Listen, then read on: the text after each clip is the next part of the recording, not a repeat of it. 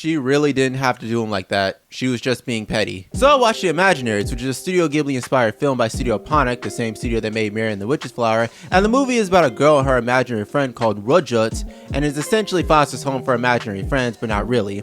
I mean, there's more deeper themes to it, but I'm too media literate to dissect it, and because I actually want you to watch it on Netflix. So I'm just gonna give my surface level thoughts on movies. I really love the visuals and the designs of The Imaginaries. I really love the style where you have a really cartoony designs next to semi-realistic ones. It kind of reminds me of those Alice in Wonderland illustrations, or for the people who had a cultured childhood, those illustrations from the Zathura books or Jumanji. I believe this genre is called fantastical realism or something. I don't know, whatever you're thinking of, I love that. Emily's design is pretty cool because this bitch can literally fly with her pants. Like, is there Taylor author? Cause what the fuck? Rudge's ballet design is pretty good. It reminds me of Alice in Wonderland. Like hell, that was literally the intention, hence the Alice in Wonderland reference, which adds to the fantastical nature of the movie. And then you have this grudge looking bitch that I assume to be Bungie's imaginary, which is pretty goated. Again, goated design. And I never thought I'd see black people in a Ghibli-esque style, but I'll take it.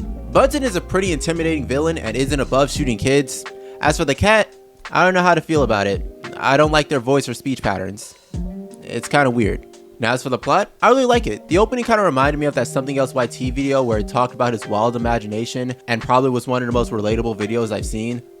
The little 9-year-old me, when extremely bored, would get up from lying dormant on the floor, log on to my dad's computer, whose password I found on a piece of paper in the kitchen, download music onto my MP3 player. You guys remember those? They're like phones, but without the phone part. Put on my Dollar Tree headphones and finally take on a 10,000 man army.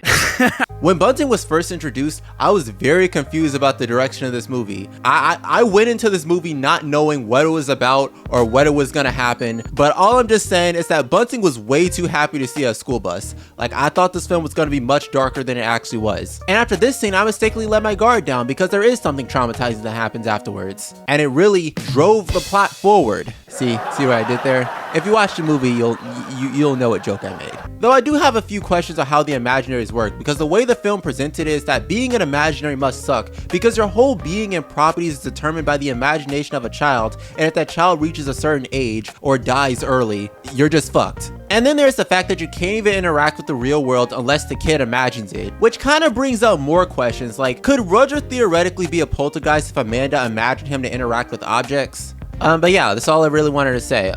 Watch Imaginaries. It's really good. It's on Netflix. Watch it. Bye. Never disappear, protect each other, and never cry.